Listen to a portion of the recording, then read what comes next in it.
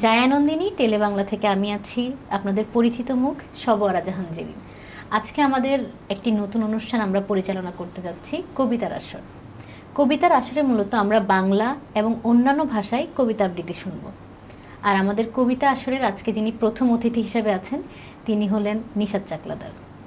তার আরেকটি পরিচয় রয়েছে, তিনি আমাদের সাউথ এশিয়ান উইমেন্স ওয়ার্ল্ডের এডিটর। চলুন তার সাথে পরিচয় হয়ে নেই। আপু কেমন আছেন আপনি? এই তো ভালো, আলহামদুলিল্লাহ। তুমি কেমন আছো জেরিন? তো আলহামদুলিল্লাহ। আপনাকে আমাদের জায়ানন্দিনীর চ্যানেলে স্বাগতম জানাচ্ছি। থ্যাংক ইউ, অনেক ধন্যবাদ। জি, আমরা একদম অনুষ্ঠানটি শুরু করার আগে আপনাকে একটি কবিতা দিয়ে অনুষ্ঠানটি শুরু করি। আচ্ছা, আমার কবিতা কিছু আমাদের ম্যাগাজিনে প্রকাশিত হয়েছে, ওখান থেকে আমি একটা পড়ি। জি জি অবশ্যই। Thank you Jerin. এখানে আমার কবিতা দুটো প্রকাশিত হয়েছিল। জি। প্রথম কবিতাটির নাম হচ্ছে ফিনিক্স। এই কবিতাটি আসলে আমার লেখা, আমি লিখেছিলাম কোনো একটা উইমেন্স ডের সময়। উইমেন্স ডের আগের দিন বা উইমেন্স ডের দিনে হয়তো আমি লিখেছিলাম about all the women in the world, যারা আসলে স্ট্রাগল করে, কিন্তু যাদের স্ট্রাগলের কথা আসলে আমরা সবসময় জানি না। তো আমি পড়ছি, কবিতাটির নাম দিয়েছি আমি Phoenix. Here she is right where she was, not only breathing but also living her life like an albatross. She endures pain like oysters grow pearls in them. She loves to smile even in her worst days. She has chosen to be happily sad. She will be here. Despite being the odd one out, she will definitely be here. She will burn herself in ice-cold fire of melancholy and rise. She will rise from those fumes of ashes of eternity. It's fine if no one cares. It's okay if no one waits. She will be right here in the brightest morning and darkest night, flickering like the northern star. Thank you. Thank you আপু, খুবই দারুণ ছিল। ধন্যবাদ। আপনার মানে কবিতা আপনি লেখা শুরু করেন কবে, কিংবা রাইটিংটা আপনার স্টার্ট হয় কিভাবে? কবিতাটা মানে ছোটবেলা থেকে আমি আসলে কবিতা লিখি, কিন্তু আমি খুব শাই ছিলাম। মানে আমার কিছু লিমিটেড মানুষ ছিল যাদের সাথে আমার কমফোর্ট জোন ছিল, তাদের সাথে আমি শেয়ার করতাম কবিতা। তো তারা পড়তো, যেমন আমার বন্ধু ছিল জেনিত, ও লিখতো, আমিও লিখতাম। স্কুল লাইফে আমাদের ডায়েরি ছিল। জেনিতের সাথে তো আপনার ফ্রেন্ডশিপটা এখনো ও আমার স্কুল লাইফের ফ্রেন্ড। আমরা ক্লাস 8 থেকে মনে হয় ফ্রেন্ড। তো ওর লেখা আমাকে পড়তে দিত। ও লিখতো গল্প আর আমি লিখতাম কবিতা। তো একজন আরেকজনের ডায়েরি আমরা শেয়ার করতাম, ওটা আমাকে দিত, আমারটা ওকে। ওইভাবে আমরা একজন একজনকে ফিডব্যাক দিতাম, কিন্তু আমরা আমাদের মধ্যেই এটা সীমিত ছিল।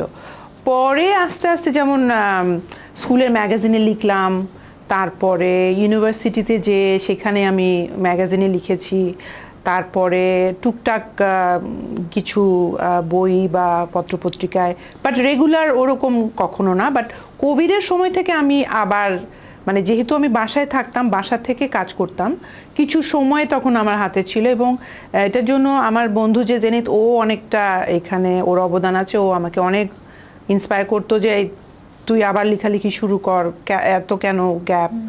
তখন ওর সাথে আমি একটা সেশন শুরু করলাম, পোয়েট্রি সেশন। আমরা উইকলি একটা করে করতাম এবং লিখতাম। তখন রেগুলার লিখতাম, অনলাইন হতো। তখন আমি রেগুলার লেখা শুরু করলাম আবার। তো তখন থেকে চর্চাটা আবার প্র্যাকটিসে আসলো। আর এখন তো সাউথ এশিয়ান উইমেন্স ওয়ার্ল্ডের সাথে আমি জড়িত। এখানে সবার লেখালেখিও আমি দেখি এবং নিজেও লেখার চেষ্টা করি। টুকটাক দুই একটা বইতেও আমার লেখা ছাপা হয়েছে, বাট এভাবেই চলছে আর কি লেখা। আপনি যখন সাউথ এশিয়ান উইমেন্স ওয়ার্ল্ড নিয়ে কাজ শুরু করলেন, আপনার পরিবার এই ব্যাপারটা কিভাবে দেখলো? মানে একদম তো ভিন্ন ধর্মী একটি কাজ। পরিবার আমাকে আসলে কি উৎসাহিতই করেছে। কেউই আমাকে বলেনি যে এটা করো না বা এটার জন্য তোমার অনেক মানে এনার্জি যাবে, কারণ এটা তো আমার ঠিক কি বলবো প্যাশনের একটা জায়গা। এটা তো এমন না যে আমি মানে খুব হাড় ভাঙা পরিশ্রম করে মানে রাত পর্যন্ত কোথাও কাজ করছি, সেরকমও না। আমি বাসায় বসেই বেশিরভাগ করি, তুমি তো জানোই, তুমি তো আমার সাথে কাজ করো, তো বেশিরভাগ তো বাসাতেই হয়। আর হয়তো আমরা মাসে একটা বা দুটা মিটিং করি, সেটা ওই সময় আমি তোমাদের সাথে সময় মিলিয়ে একদিন এসে মিটিংটা করি। আর যখন প্রিন্টিং এ যায় তখন হয়তো 2-1 দিন আসি। এর বাইরে তো অত কঠোর পরিশ্রম আসলে লাগে না, বাসাতেই করি। তো কেউই আমাকে বলেনি যে করো না, সবাই উৎসাহিত করেছে এবং আমার ভালো লাগে করতে। চলেন আপু, আমরা হচ্ছে আমাদের কথার মাঝে আরেকবার এখানেই আমার আরেকটা কবিতা আছে, এইজন্য আমি আপনাকে আবার এটাই দিচ্ছি। এই কবিতাটা আমি লিখেছিলাম একটা কি বলবো ইমোশনের উপরে, মানে একটা মানুষের জন্য হাসি কতটা গুরুত্বপূর্ণ। মানে অনেক মানুষ আছে যে হাসে না বা হাসতে ভুলে যায়, তো তাদের জন্যই আসলে লেখা। মানে হাসিটা কত একটা মানুষের জন্য কত দৈনন্দিন জীবনে এত বেশি হ্যাঁ, মানে হাসার টাইম পায় না। এবং আমার মনে হয় মানুষই একমাত্র প্রাণী যারা হাসতে পারে। তো আমার মনে হয় যে হাসিটা খুব গুরুত্বপূর্ণ। কবিতার নাম হচ্ছে the magic. I know magic. I can smile. Eagles fly so high in the open sky. Peacocks dance in rain. Dolphins dive in the deep blue ocean. And I smile. I smile when I am happy and cast a spell of joy, like sun spreads its warmth in cold wintry morning. I hide my tears with the sweetest smile, like the stars are hidden behind the silver clouds. The deepest wounds done by the cruelties of the world can be buried in the free-flowing sand of smile. Smile is my armor as well as mask. It protects me from all odds. I celebrate and mourn in smile. I rise and fall in smile. Thank you. অসাধারণ আপু, দারুণ একটি কবিতা পড়লাম আপু। আমরা আরেকটি কবিতা শুনে নিই। আচ্ছা, এটা আমি আমার খাতা থেকে পড়ছি। এই কবিতাটা আমি লিখেছিলাম কোভিডের সময়। আচ্ছা, কোভিডের সময় বাসাতেই বেশিরভাগ থাকা হতো, তো কোনো একটা বিকেলে আমি লিখেছিলাম এই কবিতাটা। কবিতার নাম হচ্ছে tomorrow is another day. I love sunset. I think the sun loves me too. He waits near my window every evening to say goodbye. I rush with my chores, make a cup of tea, and sit with my cat in the balcony to watch him leaving. My friend loves sunrise. He thinks the sun is very bright then, and there is some sort of celebration in the scarlet red light of rising. My favorite time is sunset. I find the sun lonely and sad when he leaves. I feel he needs company. My neighbor's dog barks adamantly not to say goodbye, but to say, don't go. I can't watch him for long as he quickly hides behind the high-rise buildings instead of horizon, but he leaves behind the color of hope. I indulge in all that the setting sun offers me. It brings vibrant colors to my room, and much like it shines upon the world, it shines upon my life. As the sun departs, an aura of melancholy spreads. My room feels lonely without its vibrant intruder. The plants in my garden become sad, and their leaves sway mournfully. I think they don't realize that the sun sets to rise again. Oh, if only the sun would rise, never to set again. Thank you. আমাদের আপনার কবিতাগুলো আশা করছি দর্শকদের অনেক পছন্দ হবে। আমার personally খুবই ভালো লাগছে। Thank you. আমি আপু এই পর্যায়ে জানতে চাচ্ছি আপনার ছোটবেলাটা, আপনার আচ্ছা। চাইল্ডহুডটা কোথায় কেটেছে, পড়াশোনা সবকিছু? ছোটবেলাটা আমার খুবই কি বলবো, এক জায়গাতে আমি ছিলাম না, কারণ আমার বাবার চাকরি ছিল, সরকারি চাকরি করতেন এবং বছরের এ মাথা ও মাথা তার পোস্টিং থাকতো। তো আমি বিভিন্ন জেলাতে ঘুরে ঘুরে বড় হয়েছি এবং যেহেতু সরকারি চাকরিজীবীর মেয়ে, যে কোনো বছরে যে কোনো সময়ে আমাদের জন্য একটা স্কুলে ভর্তি, সরকারি যে স্কুলগুলো সেগুলোতে আমাদের ভর্তি হয়ে যেতে হতো এবং সেখান থেকেই আমাদের পড়াশোনা। তো আমার খুব ভালো লাগতো, মানে অ্যাকোমোডেটিং যে একটা নেচার, ওইটা আমার মনে হয় আমার বাবার চাকরি সূত্রে আমাদের মধ্যে, আমরা মানে কি বলবো, যে কোনো সময় যে কোনো জায়গায় আমার মনে হয় অ্যাকোমোডেট করাটা শিখেছি ওই কারণে। আর ফ্রেন্ডদের মানে কোনো ফ্রেন্ডের সাথে, মানে ঢাকাতে আমি আলটিমেটলি মানে ব্যাক করেছি মনে হয়, আমি যখন 1-এ পড়ি তখন চলে গেছিলাম ঢাকার বাইরে এবং ফেরত এসেছি যখন ক্লাস 8-এ পড়ি। তো এই দীর্ঘ সময় আমি মনে হয় 5-6টা জেলাতে ছিলাম। প্রতি বছরই আমার স্কুল চেঞ্জ হয়েছে। আমার বাবা আসলে সরকারি চাকরি করতেন, তো সেই সূত্রে আমার মনে হয় যে আমি ক্লাস 4-এ এসে ঢাকায় পার্মানেন্টলি সেটেল হই। তার আগ পর্যন্ত আমার হয় যে 6 মাস এই জেলায় 6 মাস ওই জেলায়। আমার মনে হয় যে 1 থেকে 4 পর্যন্ত আমার কোনো ক্লাস আমার ফুল শেষ হয় না, কোথাও ফুল শেষ করে এখানে হাফ ইয়ারলি দিয়ে হয়তো চলে গেলাম, কোথাও যে ফাইনাল দিচ্ছি, কোথাও যে নতুন বছর শুরু হচ্ছে, কোথাও মাঝখানে যে ঢুকছি, এরকম। আর এর মধ্যে যেটা হয় যে কিছু ফ্রেন্ড বানানো হয়, আবার ওই ফ্রেন্ডগুলো আবার ছেড়ে দিয়ে আবার নতুন ফ্রেন্ডস, তো এরকম। বাট 8 থেকে আমি ঢাকাতে, তো ওই সময়কার আমার স্কুল ফ্রেন্ড 2-1 জনের সাথে আমার কানেকশন আছে। এছাড়া আমার পুরনো যে ছোটবেলার ফ্রেন্ড তাদের সাথে আমার আসলে। আর আপনার হচ্ছে কলেজ ভার্সিটি? কলেজ ইউনিভার্সিটি সব ঢাকাতে। আমার কলেজ হচ্ছে বিকারুননিসা কলেজ, আর ঢাকা ইউনিভার্সিটি ইংরেজি বিভাগে আমার পড়াশোনা। আচ্ছা আপু, আপনি তো হচ্ছে কবিতা লিখেন, আমাদের সাউথ এশিয়ান আপনি শর্ট স্টোরিও করেছেন। জি, আমি এটা আমাদের যে পাবলিশার শামীম ভাই, এটা ওনার অবদান, উনি আমাকে অনেক ইন্সপায়ার করেছেন। উনি সেই কানাডা থেকেও আমাকে বলেছেন যে আপনি গল্প লিখেন। তা আমি বলেছি যে ভাই আমি তো পারি না গল্প, কখন ট্রাই করে। তো উনি বললেন যে আপনি লিখেন। তো সেই থেকে আমার শুরু, এই সাউথ এশিয়ান উইমেন্স ওয়ার্ল্ডেই আমার প্রথম কবিতা, এই গল্প শুরু হলো লেখা এবং ভালো লাগছে এখন আমার লিখতে। আপনি কি এই যে যেহেতু আপনার ম্যাগাজিনে এখন কাজ করছেন, আপনি কি নিজের কোনো কবিতা সংগ্রহ কিংবা ছোট এটা আমার একটা ইচ্ছা, একটা স্বপ্ন আছে যে কোনো একদিন এটা হবে, আমার একটা বই হবে। বাট আমি টুকটাক অনেক বইতে টুকটাক লিখেছি, বাট আমার নিজের বই আমি সময় করে ধৈর্য করে আসলে হয়ে ওঠে নাই। মানে এটাকে আমরা ভবিষ্যতে দেখব ইনশাআল্লাহ আমার খুবই ইচ্ছা আছে। আচ্ছা আপু, চলেন তাহলে আমরা এই পর্যায়ে আরেকটা কবিতা শুনি। অবশ্যই। এই কবিতা আমি লিখেছিলাম একটা অদ্ভুত জায়গায় বসে। সেটা হচ্ছে আমি তখন গিয়েছিলাম পার্লারে সেলুনে। তো ওখানে একটা লম্বা একটা কি বলবো আয়না ছিল, মিরর। তো আয়নাতে আমি নিজেকে দেখছিলাম। দেখার পরে তখন ওই থটটা আমার মাথায় আসলো যে আচ্ছা, আয়নাতে আমরা অ্যাকচুয়ালি কি দেখি? শুধুই কি রিফ্লেকশন, নাকি আরো কিছু দেখি? তো সেই থেকে চিন্তা শুরু এবং কয়েকটা লাইন আমি ভাবছিলাম। তারপরে বাসায় এসে আর কি পুরাটা লিখেছিলাম।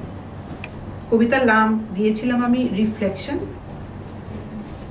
I like to stare at my magic mirror whenever I get a chance. I wonder what exactly I look for, watching her from a distance. Do I want to see myself there or someone else? Do I actually see what the mirror reflects? My mirror is always there when I struggle or fail. She never smiles when I cry, nor does she cry when I smile. My mirror never lies. She never ever deceives. She knows all my deepest wounds, my dark little secrets. She sees me in happiness. She sees me in tears. We fight together and overcome all our fears. We are undoubtedly the best partners in crime. We seek each other while spending quality time. I think my mirror and I are the same. She tells me who I really am. She tells me what I want to become. Thank you. অসাধারণ। আপু, আমি হচ্ছে আপনার থেকে জানতে চাচ্ছি যে আমাদের বাংলাদেশের কবিদের কথা বলি, আপনার কার কবিতা পছন্দ হয় কিংবা কার কবিতার সাথে আপনি বেশি রিলেট করতে পারেন? আমার হেলাল হাফিজের কবিতা ভালো লাগে, আর তসলিমা নাসরিনের কবিতা আমি মাঝে মাঝে পড়ি। এই দুজনের কবিতা আমার মোটামুটি টুকটাক পড়া হয়। এছাড়া অনেক আগে আমাদের দেশের বাইরে আমাদের গন্ডি পেলে যদি বলি বাইরের ইংরেজি রাইটার তো আছে অনেক, যেমন জন কিটস, জন ডান, বাইরন, শেলি, অনেক আছে। বাট আমার পছন্দের কবি ওয়ার্ডসওয়ার্থ, উইলিয়াম ওয়ার্ডসওয়ার্থ। উনি নেচার নিয়ে অনেক লিখেছেন। ওনার লেখা পড়লে মনে হয় সবকিছু চোখের সামনে চলে আসে, ভাসে, আমার ভালো লাগে পড়তে। বাট রেগুলার পড়া হয় না, বাট পছন্দ হয়। আপনি ওনার সাথে বেশি রিলেট করতে পারি। আচ্ছা, যেমন চাইল্ডহুড নিয়ে লেখা বা প্রকৃতি নিয়ে লেখা, আমি ওনার লেখা আমার খুব মনে পড়ছে না, আমি মানে আমার হচ্ছে থার্ড ইয়ার অথবা ফোর্থ ইয়ারে ছিল, ডটার্স নিয়ে কোনো একটা কবিতা, আমার ফুল কবিতার নামটা মনে পড়ছে না। এন্ড ওই কবিতাটার মধ্যে উনি একটা বাচ্চার প্যারেন্ট যখন তাকে নিয়ে অনেক বেশি চিন্তিত থাকে, তার চাইল্ডহুড থেকে অ্যাডাল্টহুড, তার বিয়ে, তার সবকিছু এত কবিতা মানে গল্পের মতো করে। হ্যাঁ, সো ওটা পড়ার পর আমি আসলে তখন আমার মনে হচ্ছিল যে আমার বাবা নিশ্চয়ই কিংবা আমার মা নিশ্চয়ই রিলেটেবল। রাইট। আচ্ছা, আমরা হচ্ছে আমাদের অনুষ্ঠানের আপু একদম শেষ পর্যায়ে চলে এসেছি। আপনাকে অনেক বেশি ধন্যবাদ আমাদের সময় দেওয়ার জন্য। আমাদের অনুষ্ঠানটা শেষ করার আগে আমি দর্শকদের থেকে বিদায় নিচ্ছি, আর বিদায়ের শেষ মুহূর্তে আপনার শেষ কবিতাটা দিয়ে আমরা অনুষ্ঠান শেষ করব। আপনি যদি দর্শকদের উদ্দেশ্যে কিছু বলতে চান। ধন্যবাদ আমাদের সাথে থাকার জন্য। অবশ্যই সাউথ এশিয়ান উইমেন্স ওয়ার্ল্ড পড়বেন, আমাদের লেখা সম্বন্ধে আপনাদের কি মতামত সেটা দিবেন এবং আমাদেরকে আরো বেশি বেশি উৎসাহিত করবেন। সবাইকে ধন্যবাদ। আচ্ছা, আমার এই কবিতার নাম ইউটোপিয়া। ইউটোপিয়া আমি লিখেছি আসলে আমাদের একটা হিউম্যান নেচার হচ্ছে যে যখন আমরা খুব একটা স্ট্রেসের ভিতরে যাই তখন আমরা ভালো জিনিস চিন্তা করি, বলে না যে স্টে পজিটিভ, পজিটিভ চিন্তা ভাবনা করলে তখন কিন্তু স্ট্রেস অনেক কম। তো সেই প্র্যাকটিসটার উপরে চিন্তা করে, যেটা আমরা করে থাকি সেটার উপরে চিন্তা করে আমি কবিতাটা লিখেছিলাম। কবিতার নাম বলেছি utopia. I often seek refuge in childhood and forget about all my worries. It is therapeutic for me. The journey down the memory lane cheers me up. My tired face turns bright magically. I love meeting those young and easy souls whenever I get a chance. They help me stay positive. I can't imagine how they battle with all the odds so strongly. They have all the time in the world to listen to the story of my life. My melancholy goes away with a refreshing smile. I feel this is not the end of the world. During sleepless nights, I imagine all my dreams have come true. I love playing this game with me secretly. I see myself accomplishing all my desires. My imagination creates a perfect world around me where everyone is happy. They smile at me. They keep telling me life is beautiful. And I fall asleep peacefully. These amazing tours in Utopia give me a great reason to hope for all the wonderful things that are yet to happen. Thank you. প্রিয় দর্শক, এতক্ষণ শুনছিলেন কবিতার আসরের নিশাত চাট্টাদারের কবিতা। আশা করছি আপনাদের ভালো লেগেছে। দেখা হবে নতুন কোনো কবিতার আসরে নতুন কোনো অতিথির সাথে। ততক্ষণ ভালো থাকবেন, জায়ানন্দিনীর সঙ্গে থাকবেন।